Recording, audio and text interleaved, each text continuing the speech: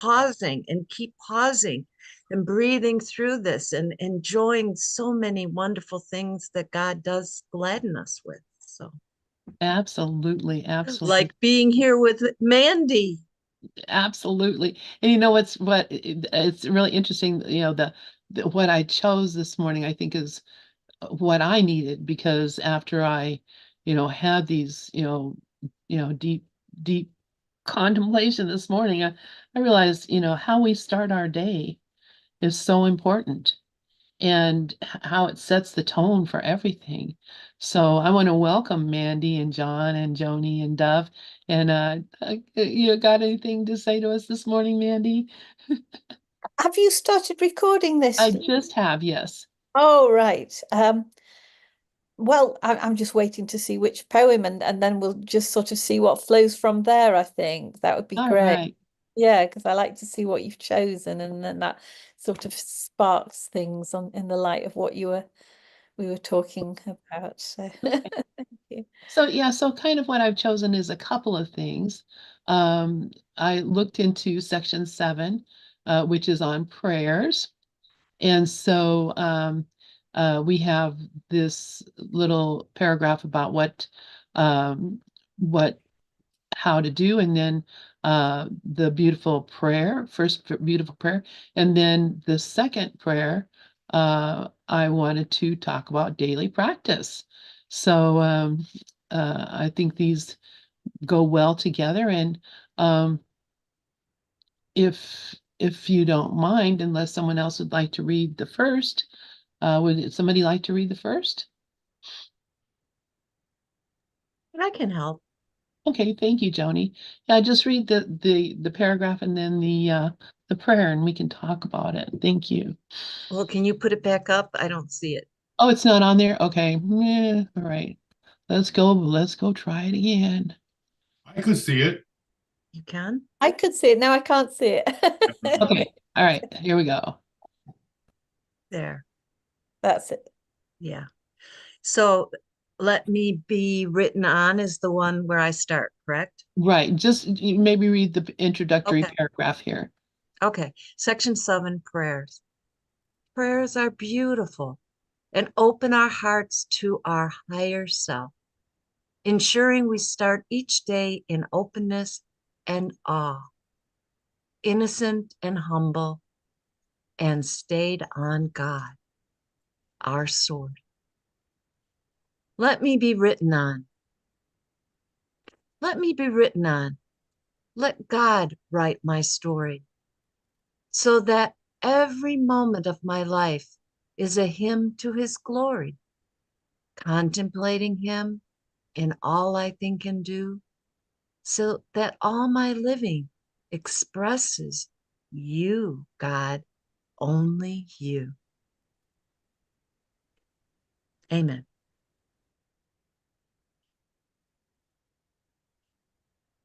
Beautifully read. Thank you, Joni. Absolutely. So for such a small group, let's not go on the formality of raising an hand. If you have something that you'd like to say, um, I'd love to hear it. I can tell you my own experience of this.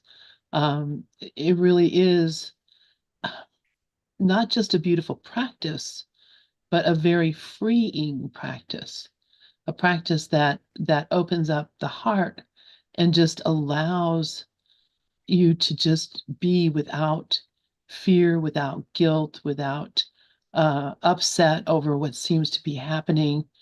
The whole thought of just letting God write my story. God can write my story and already has written me the most beautiful story. And we think about, well, it's, the world is made from a tiny mad idea and we turned against God and blah, blah, blah. All those things that the Course is so clear in telling us. The Course is also very clear that once immediately we had this tiny mad idea, the Holy Spirit immediately at the same instant went in and wrote another story.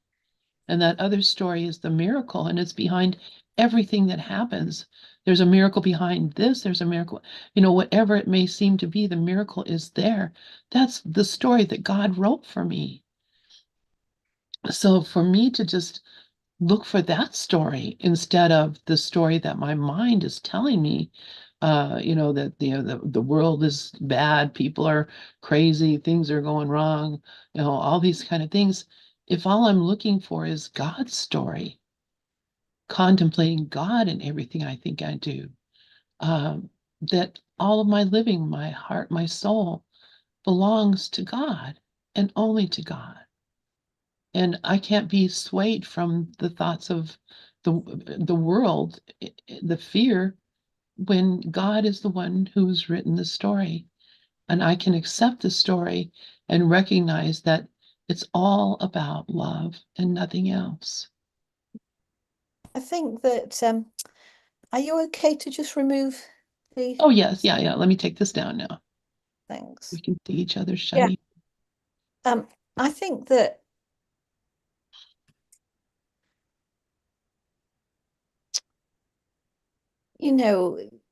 that if we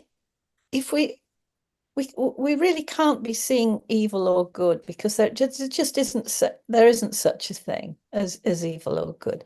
There just isn't. So I think that, when you've got a fear about anything, that there's just one word that you need to ask. So you just take it to its literal thing. I mean, if you ask yourself, well, what is it that I'm really fearing? Because obviously, if we get steamed up about anything, whether it's a political leader or anything, there's a fear, isn't there, behind it? Well, if that person gets in, this might happen. And then you ask, so?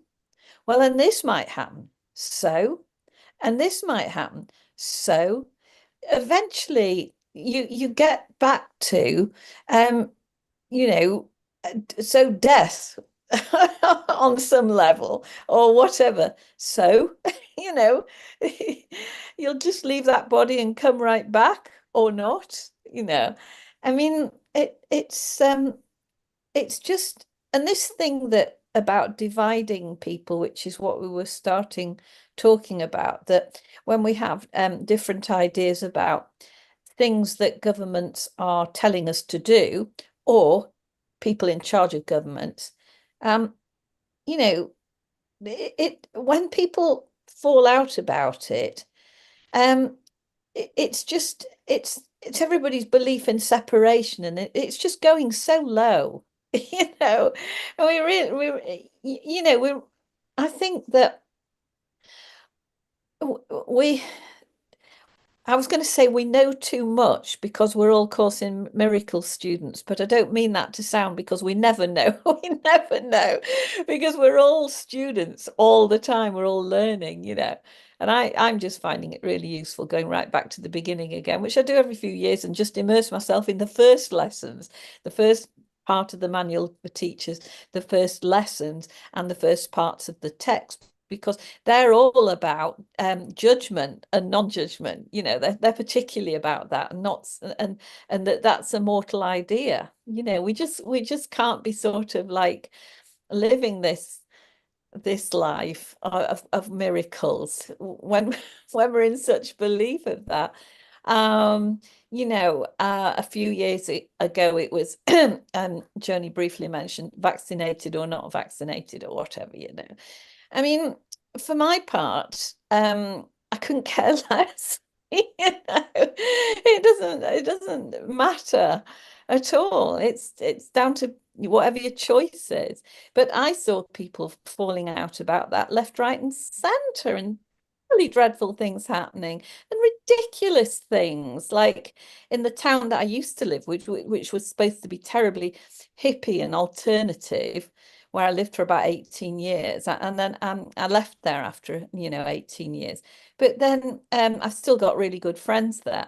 And when that was going on, in the middle of it, there was a man who's a very loving man who just decided to hug people. Oh, well, it went on Facebook, and people just said the most terrible things. And then I had friends that were in singing groups and music groups, and if they chose not to, didn't go a certain way, or chose to come in with certain attire, shall we say, at that time of COVID, then they would be asked to leave. I've never seen anything like it. And this so-called hippie, open-minded town that I live in turned out to be the most straight, conventional about everything. And that feels quite fascistic, because then you're saying the things that I believe, I know they're right, and you're not towing the line, therefore, you're wrong. So it's about, whenever we get into any of this judgment, it's all about making other people wrong, isn't it? And wanting to be right and hanging on to that. I mean, the thing that's so important, and Joel says this, is that really what we all need to be doing, and I'm forgive me for saying this because you're probably already doing it, but you've probably been doing it for years, but like he says, we pray for our enemies every day, just 5 minutes a day, and it's a beautiful feeling, because as soon as we do that, when you then the question comes, well, if you're praying for your enemies, precisely what are you praying for? Because everybody that would pray for their enemies might tackle a different thing. So some people might come from a judgment thing. Well, I bless this person in their higher judgment and wisdom. Well, that's still a judgment on your part. What you really are doing is you're blessing somebody in being wholly happy, because the true happiness can only come from non-judgment and non-cruelty and non-violence. That's, true happiness can only come from that. Otherwise, it's a false happiness, and a person that's doing violent things or whatever, they're deluding themselves. So all we need to do is see them in their highest happiness. That's it. And then just sit and then drop the picture of them and relax back into that presence of I, because it's all I. It's I loving I. And so I wouldn't get into any conversation with anybody, friends, family, or anything, or on Facebook, God forbid, about my politics or what anybody's doing. Oh, that's pure toxic poison, that is. So I love that you picked that little prayer, because it's about that. It's really about utter allowing, isn't it? So there we are. That's my 2 pence. Thank you. Beautiful, beautiful, beautiful. Thank you so much, Mandi. Joni, please go ahead. I love this because in practice, I have 2 examples. With my ex, it's fascinating to me that he does not see our divorce and our finances in any way similar to me. We just don't. I mean, the shock to my ego was, holy crap, I know and thought I was right. But over the couple of years, in also experiencing what I also know to be true, whether it's my siblings or people who don't share my politics, religion, or vaccination beliefs, that I could see past those judgments to the holiness that I experience, and I can be around them. And pulling my judgments back to the source, it not only frees me to be the loving person we both are, I also gained a power of, if I want to wear a mask, or if I want to be vaccinated, or if I want to vote a certain way, I don't need to extend my preferences. I only need to extend my love. So with that being said, I don't know if I told you this story, but I'm pretty excited about is I did take that thought, since I was afraid of the MRI, and I've been on a 2-year journey with breast cancer, and I am taking a medication. But the mind goes back and forth. Well, it's a blessing they found it early. It's this, and this, that, and the test this. But last week, I'm sorry if I told you this, but I'm so excited in that I really used my presence to let go of my fears. I wasn't going to sacrifice the moment of where I was in the waiting room. And it was so funny because in that moment, they have 8 machines. 2 of them have the deeper level of the the the dye that I needed to have. So there were less available. So I watched as a lot of people were going ahead of me, and I just said to the nurse, did you guys forget about me? Because, it just seemed weird that so many people were going ahead. And she explained logically to my ego that there was many more machines and these people were having a different test. So, but that was after I enjoyed myself with these women. None of us were in for a spa day, although I was pretending it was, because they gave me a nice warm blanket, blah, blah, blah. And I helped them and I enjoyed their conversations and I listened to them. And oh my God, did everybody have a story that, I was so blessed. And I just shared my hugs and love. And even when I finally got into the MRI, which is a interesting experience, and I just enjoyed the company of these young girls who were the technicians and the awe of the machine, of the humans that created this. And I really stepped back from my attachment to the results. And I had a good time, and a good time was that I let go of my judgments about it. And I honestly did. And in that lack of fear, I could experience such joy and such helpfulness and such love, and I could receive it too. And yes, yesterday or the day before, they have determined that it is benign and clear.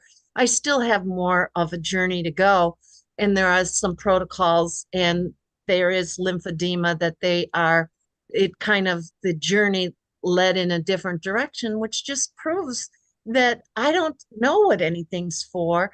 And I've accepted, because to be honest, underneath my fear was, oops, I'm going to die soon, so, and, so what, so what? And if I don't, there's more work for me to do. So, and it was also a reminder I could die on the way home in a car accident. So, I just keep dealing with my fear of not only not going my way, but ultimately in the death. And guess what? I'm pretty sure we're all going to die, but I'm pretty sure I'm going to die. And I might as well enjoy the moment that I have. So thank you for being here, Oh, because I'm lovely. enjoying. Oh, I've just got to say that's so lovely, and I'm loving looking at your little dog. What's is it a he or a she? You're She, muted. she is What's Luna, and she looks Luna? like a puppy, but she's 3 years old. Oh, that I mean, sorry to butt in before anybody else. I just couldn't wait. That is just so amazing, and I mean, that's lovely, and I know what you mean, because I've been in MRIs, and the noise. It's the noise. The first time I ever heard the noise, nobody can believe what that noise is like, and that was the scariest thing that I had ever heard. And then when I had to have it again, of course, I knew what was going on. But yeah, it's I mean, it's absolutely great, because whenever we've got a chance to wait in a hospital, we've got this wonderful chance to just give out love and give out love and and treat it as a spa day. And I always enjoy my time there, so I know what you mean. But in fact, I was there this morning, so doing the same thing. But I'm just so happy to hear that, because Yeah, I think we all make a fuss about when we're going to die. None of us know when we're going to die.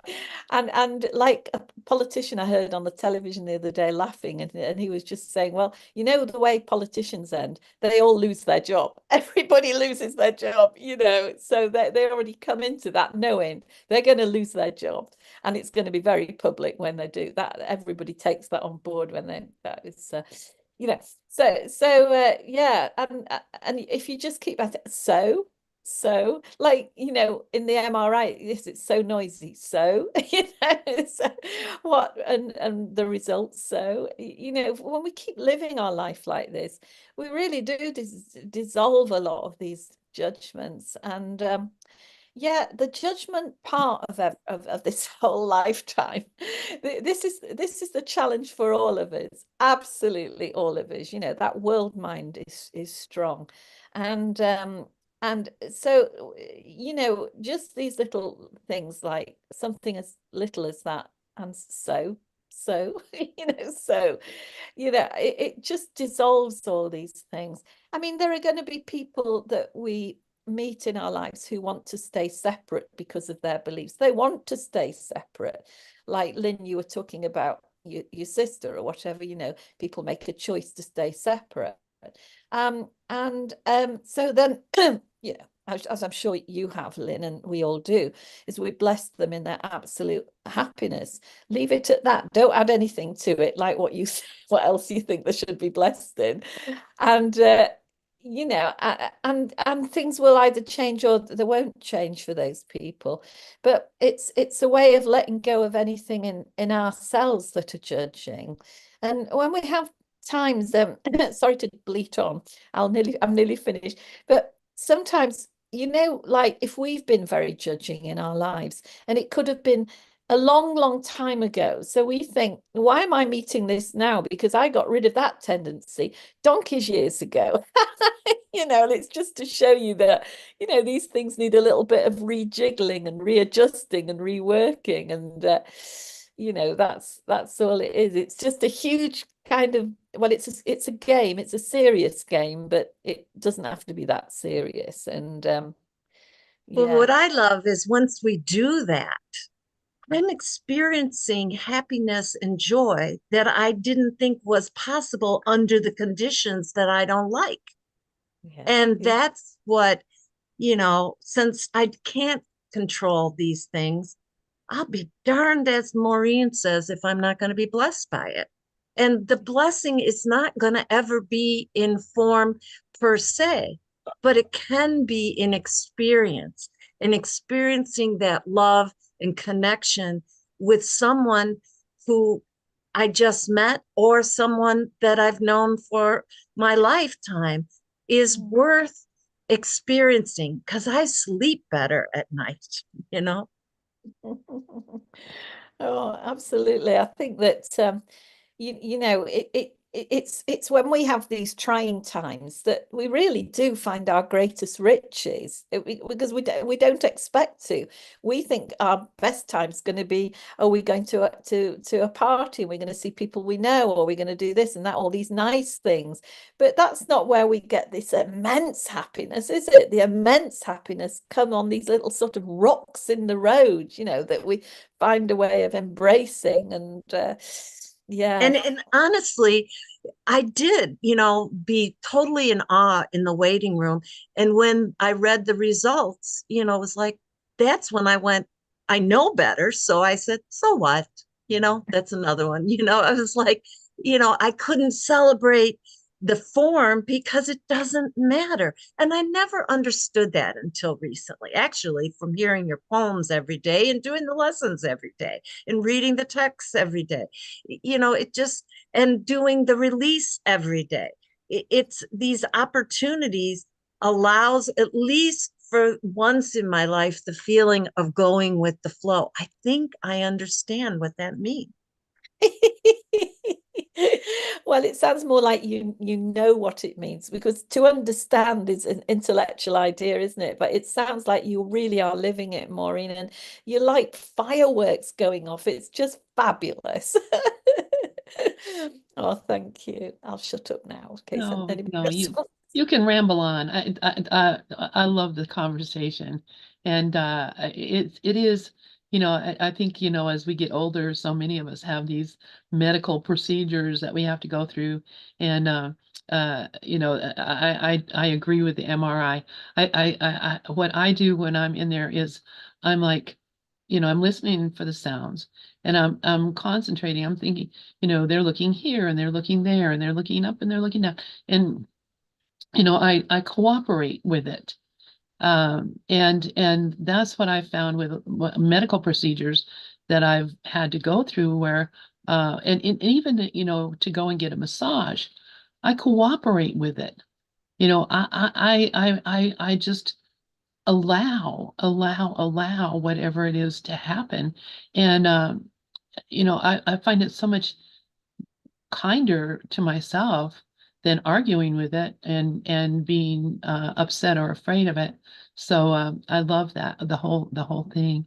But yeah, this idea, let me be let me be God's word in the world. Let God write my story from the poem, from the prayer, so that every moment of my life is a hymn to His glory. That's what we're really talking about, right? We're taking God with us. Now, and yeah, God is always with us, sure. But do I ever actually invite God?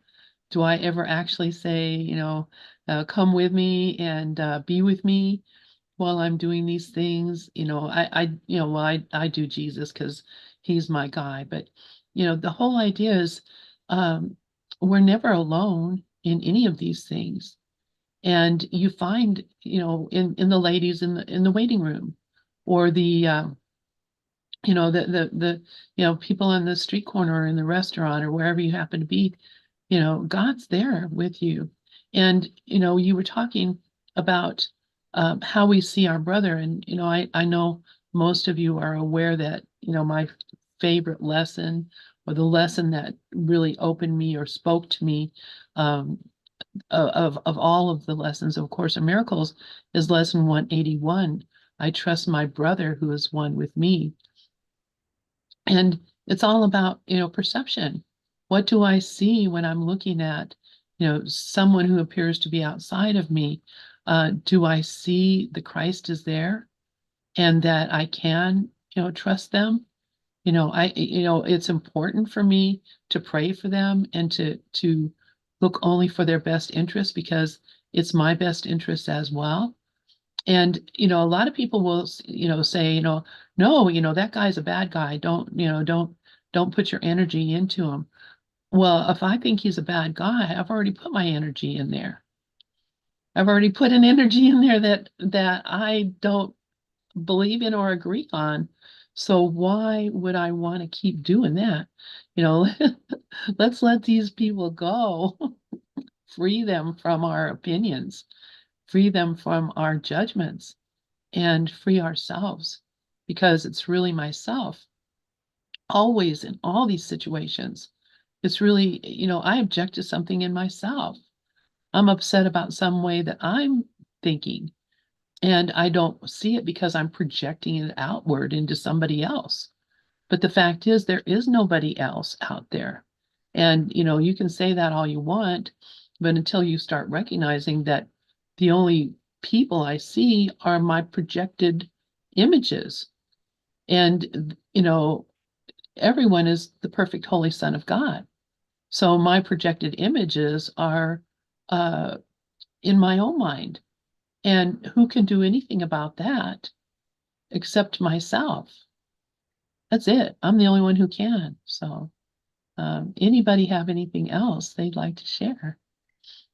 I'd like to jump in if I may, and it's on that point because I kind of identifying with you there in the story there, and I love what you're saying. I absolutely love it. And what I'm looking at is, how can that all be true? I can trust my brother, and so on and so forth, and recognize these are all my projections, and still can say that God is writing my story and all these wonderful prayers, and still hold on to my doubts as though they were buried treasure. And the only way that I'm going to synchronize this story, is to bring this into alignment. Anytime I see my sister as XYZ or anything like that, and recognize the irritation that I have in me is evidence supreme that I'm bullshitting myself. I'm talking to myself here, Lynn. I'm talking to myself because it's about John cleaning up John's act. So anytime you tell a story, and I can pick up the truth and the experience and what you know to be true, and that's what you're teaching. And I can also pick up the indoctrination of the beliefs that's going on by the evidence of what's not true. And so it's a dichotomy here that calls A Course in Miracles into being. That to see my brother as a trustworthy person, and I can. And what about these doubts? So there's work to be done here, and there's work to be done for me. And what it said, the practice, I've heard that word a couple of times today, and I got this from my friend Barbara. She says, you, to say this and mean it, you, Lynn, and you, John, and everybody else, are more important to me than any mistake you could ever make. Right. It's the practice, and I get that wired in, and so it's a simple one, but say it and mean it. Like and I hear the letting go and the consistency, but it's really time. It's really time to get congruent, completely congruent. That means all sides are equal, a congruent triangle, congruency with what we say and what we're doing. And and we got the evidence by and it shows up in our bodies. Next thing is oh my God, I'm in an MRI. What the hell's going on with my body? And the only thing that's gone wrong, it's out of sync with the laws of the universe somehow or other. Like we've picked up some toxic physical stuff or mental stuff or spiritual stuff. So basically, and it's just a reminder that hey, I can choose something different. I can put myself in an environment which is holy, sacred ground, and that is where Mandi shows up and helps us teach. But it's also Mandi's attracted to us because we're we're all a team here. So the environment is you invited me to talk, and my teacher says that every living thing grows into the likeness of its environment. So just placing ourselves here today for 1 hour, to start our week and kick off our week. Oh my God, could you really think of anything better? Because I can't. I really, really can't. And I bless you all for showing up. So thank you very much. Anyway, thanks for asking me if I had something to say. John, sorry, I'm jumping in, Lynn. I hope I'm so rude. Oh, go ahead. No, absolutely. Well, John, I just love everything that you said. I love it. And I particularly love what you were saying about, that I love you and everybody here and everyone far more than any mistake I perceive you've ever made and anything. I love you more than that. And this thing about perception, it's so funny because I remember a time when with me, the experience I repeat is always in a band of some, because I've always been in a band, I've always played music, still do. So it's in a band. And one of the people in this band, this violinist, this woman, in my perception, she was always criticizing everything that I said to the rest. So if I said, I think maybe we could take this a bit faster, she'd say, no, Mandi, we want to do it slower. And she always said this. Or she'd mess about with any things that like we would take it in turns what we were going to play at a different gig, and she'd mess about with things that I felt she shouldn't be doing, because that's when you write the program, mess about with your own, but don't mess about with somebody else. Anyway, all these kind of things.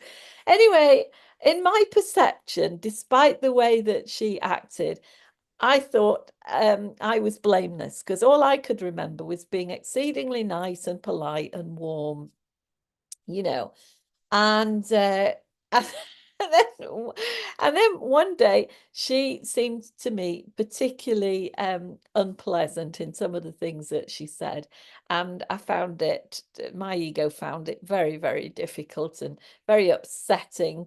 And so the next time we were all supposed to meet, I didn't go. And then the next time we were supposed to meet, she asked me why I didn't go.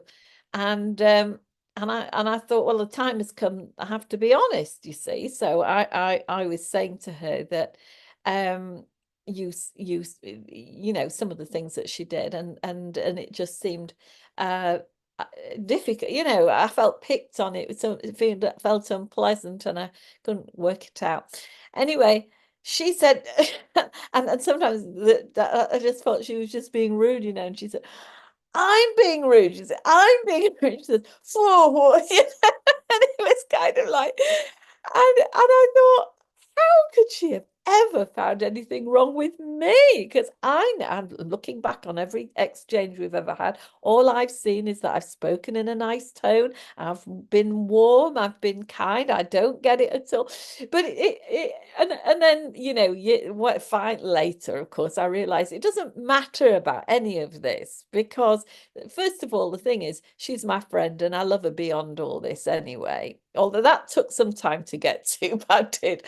But the thing that I realize is that it's all perception, because it doesn't matter what I think I've been like, her perception is not that. And my perception of hers is the opposite, and she didn't agree with that. It's all perception. And yeah, and we've got to drop that, because like you were saying, John, you know, the rubber meets the road here. And we've got to act according to this amazing course, you know, and just see beyond it, that nobody is, that it's all perception, it's all mind, all of it, you know, either our mind or world mind. Well, it's all our mind, because if it's us that's experiencing it, isn't it? So anyway, I just love it. You have a way of putting things so well, John, so thank you. Oh, thank you so much, Mandy, and thank you, John. And yeah, you know, you just reminded me also what you were saying, Mandy. Um, this was something that hit me like, you know, a bolt of lightning one day, because there was another person, a teacher, and you know, some people here know who that was. I'm not going to mention names anyway, but we were very close. I spent a lot of time with her, and you know, always. I just thought, you know, she's just, you know, judging me. She's not seeing me as I am.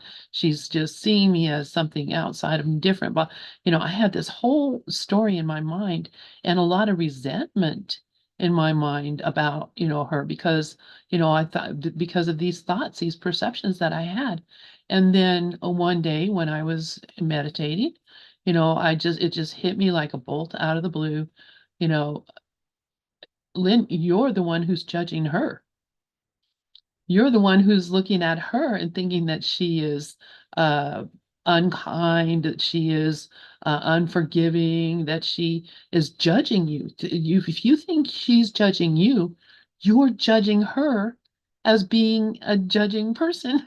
You know, I mean, it just like, oh my God, you know, I would be like, you know, she wouldn't like me because, you know, she has a really clean, like pristine house, and my house is, you know, crazy and jumbled and wonky, and so of course she's not going to like me because of that. She has a real clear way of doing this, and I have something else. You know, I was looking at all these comparisons I was making between myself and this other person, and you know, it was me the whole time who was in the judge seat. And once I realized that, I was able to just let that go. And you know, a lot of other people, unfortunately, because I dragged this through the system, and there were a lot of other people who were like on my side, and they could see all the bad things this person was doing. Even after I gave up recognizing this person was doing a bad thing, there are people to this day, many years later, who are still saying, I can't believe she said that to you. I can't believe, like, let it go. But obviously, if that's still going on, then there are things I have not let go of, because it all comes back to me. It all comes back to me. So if someone says, I remember when she did that and I'm not, you know, I can't let it go, that's me. And I have to look at it. I can't, you know, look at something outside of myself and think that that's the cause of the problem, because it's always my own thinking, and perception is the killer there.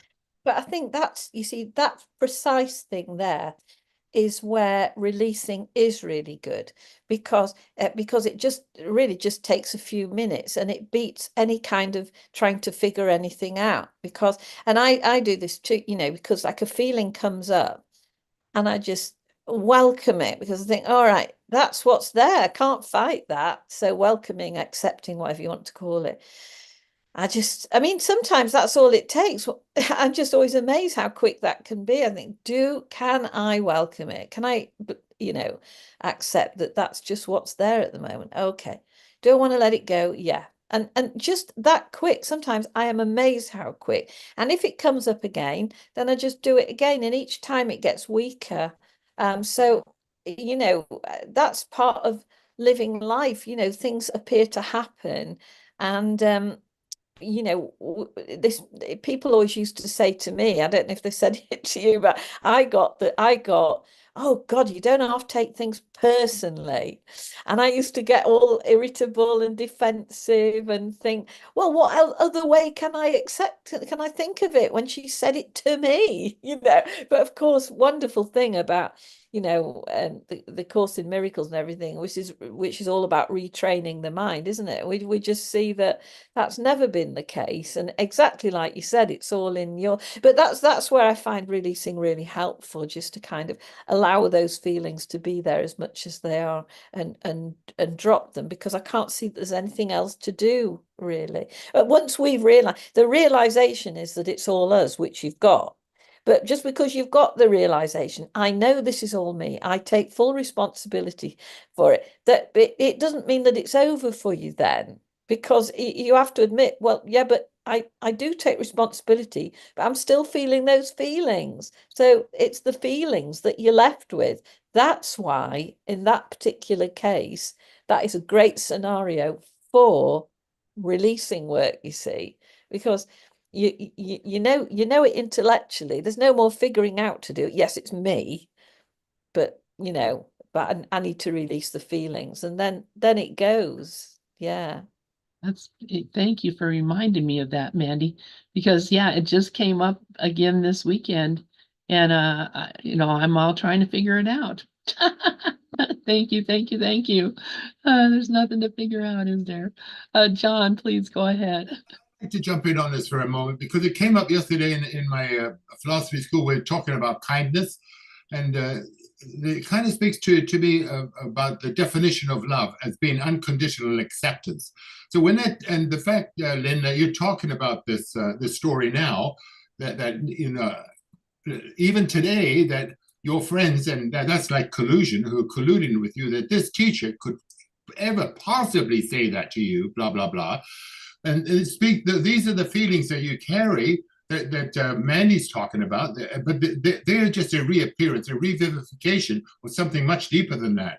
And as it speaks to that teacher, it speaks to the words of Jesus the Christ, who says, when he says, I come to not to bring you peace, but to bring you a sword. Basically, he's talking to consciousness. Like that teacher who was rude to you, who provoked these feelings, and you know, is actually dealing with a child consciousness. Like, and I'm just offering you a scenario. She's dealing with the greatest love of her heart with a child consciousness to wake you up to something here that's going on. And it's difficult very, very difficult to take. It's almost like a discipline, and you're being disciplined here. And you know, and so that's the point that has to be backtracked. Well, what she's saying is highlighting what's already there. Otherwise, it wouldn't have had any. She wouldn't have said it, and it would have had no impact on you. So you know that it's just it is letting go, but it's like going back to those feelings. And if you want to do an archaeological dig on that, or there's other ways to do that, you can outframe that with Course in Miracles. That's the biggest reframe in the world.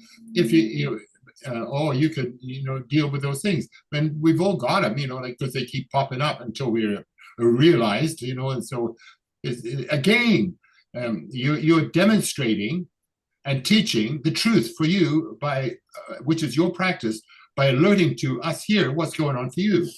You're not telling us any beliefs, let me say, um, indoctrinating us. That's what beliefs are. They're indoctrinating. You teach your truth and what's your experience, and you demonstrate it. And that's what you do. You show up that way. And you're showing up that way with yourself. So like, this is great feedback to show up here today and report these stories that's still live and active. It's like a volcano. You want to put some water on this, or you want to keep on blowing this up. And it's a choice time, and these prayers that you read today, so beautifully read by Joni, is paramount in my view into activating the new suggestions, the new ones, the more powerful ones, that we can all generate with. And that's the task of the soul, to choose again, choose once more. I love you, Lynn. I love you too, John. You are so amazing to me, and yeah, you're right. Absolutely, it is. These are all just things that are given. Just you now, everything here is just given me to really look at what it is that's going on, rather than to imagine up another story, because I can imagine up another story really quickly and it will be equally untrue. So thank you for that. The gift is in your storytelling. You're a great storyteller, and you can milk that, by hey, telling some good narratives going on for you. That's beneficial for you and the one life. Yeah, thank you. And you know what, that I recognize that absolutely in myself, that that's a part of the Lynn character, is that she's a storyteller. And I tell myself this story all the time. That's, I'm making, yesterday I was making curry. I was telling myself about making curry. I was like running a little class in my mind. You see people come on, TikTok or the internet or something, and they do these little classes of, how to do this or that. I do that all the time. That's how I learn everything, is by, I'm teaching it in my mind. I'm teaching it. So I love that. Thank you, thank you, thank you, John. Anybody else have any thoughts about this? Dove, you're awfully quiet this morning. Uh-huh. Yeah, I was just listening to the recording of Dove's lesson with his other group on Sundays, and it was really very beautiful. I really enjoyed it. They were doing lesson 140. And you can't do these lessons enough, honestly, Joni. And I was thinking about you this morning when I was listening to it, because I was thinking, how many times now has Joni gone through these lessons? Because you do go through them every single day. Three times a day for 5 years. Yeah. Wow, that's amazing. Amazing. Joni is the best teacher. Oh, there he is. There he is. Hi, Dov. I'm listening. I'm listening. I enjoy listening. I'm a listener. You're also a storyteller as well. And you also have a beautiful puppy. Happy. That's why I was hearing all the dogs this morning. It was so cute. So does anybody else have anything that they'd like to say? You had another poem. Did you want to read the other poem? Yeah, we can look at the other one. We have about 8 minutes. Okay. But I did actually want to go through this, because it's the daily practice. And so it's the one that's right after this, and I'll put it up and we can read it. And because this is what inspired me. I read this one, and I was, doing this and read it, and I was like, oh, this is so helpful. It's the second prayer in this little section on prayer called Daily Practice. And so who would like to read that? Why don't you read it, Lynn? You read Okay. it. All right. Place a hand on your heart as the day starts. Breathe in the presence and feel gratitude.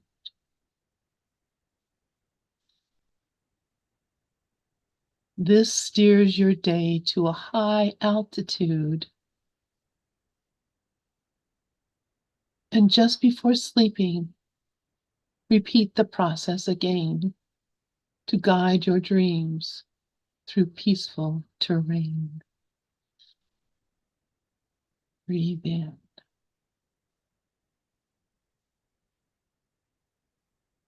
And then a song.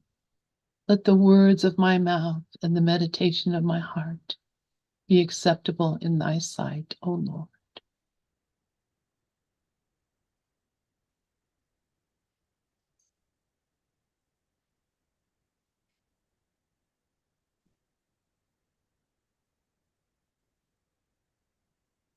Such a simple practice and so beautiful, so wonderful to have that. Just the first thing when your eyes open, breathe in, put your hand on your heart. I do that a lot. I'm always inspired to put my hand on my heart. When I hear things that are inspiring, when I hear things that bring me love and joy, put my hand on my heart.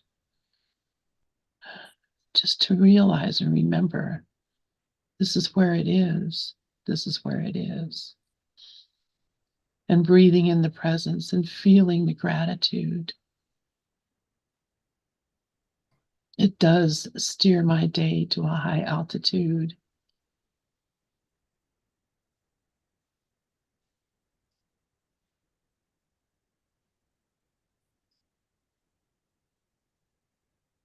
Amen. Thank you. Thank you, Lynn. Thank you for choosing these. Oh, it's lovely. And thank you for doing the group. And thank you for everything, being you particularly.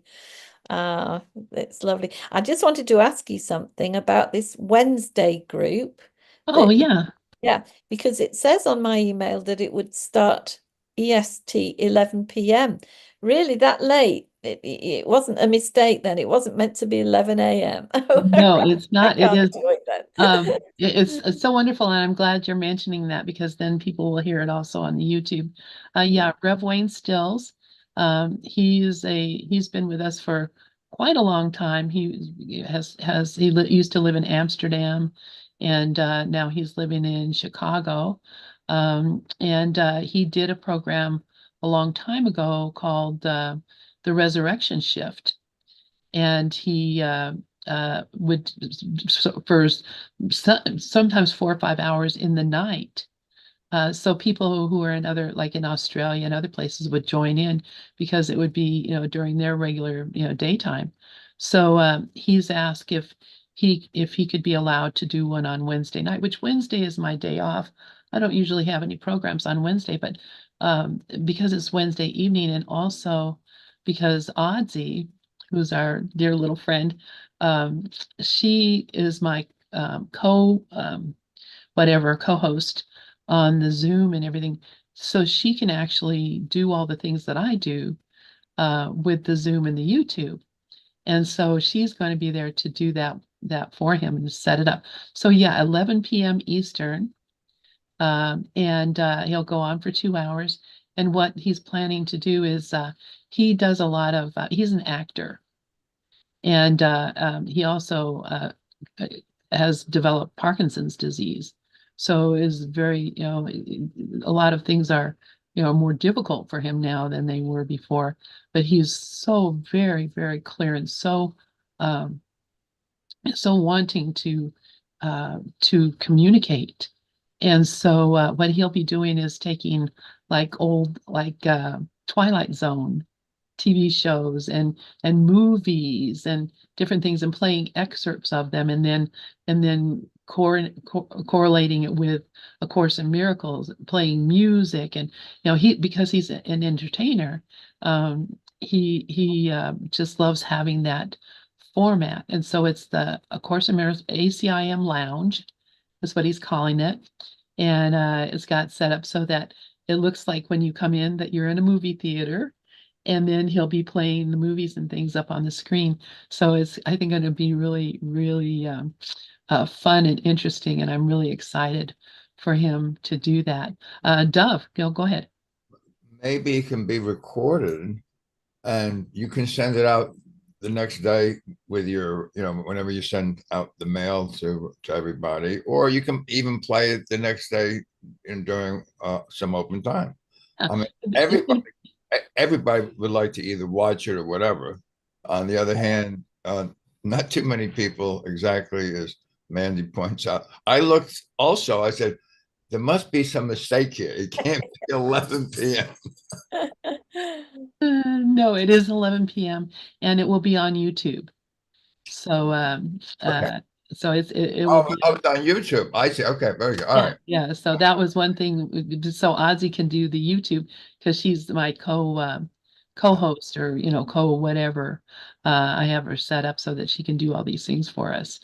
Can I just ask if he's going to be playing movies or even clips, how does that work with copyrights? Because I don't want you getting in trouble. And No, it works because you can do that on YouTube as long as you attribute what it is, and also there's a certain amount, like I don't think you can play a whole movie, but he's going to be playing clips, as and long so as you're YouTube aware, allows- that's all. That's all. yeah, yeah, YouTube allows that as long as you're doing commentaries or you're doing discussion of that particular thing. So yeah, so that'll be a lot of fun, I think. And he's got like such a library of because he looks for it in everything. And so I'm really, really, really excited for this for him.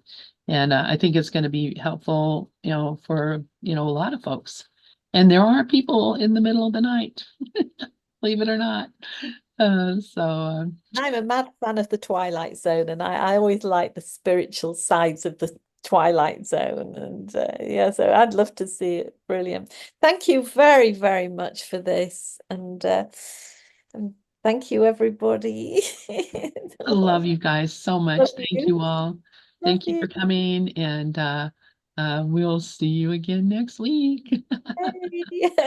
Bye. Bye. Big hugs. Big hugs, yes. Thank you. Bye-bye, guys. Bye. Bye, John. Oh, Dove has his hand up. Go ahead, Dove. Yeah. Or did No, you mean to? Okay, okay. All right. bye, everybody. Okay. All right. Bye.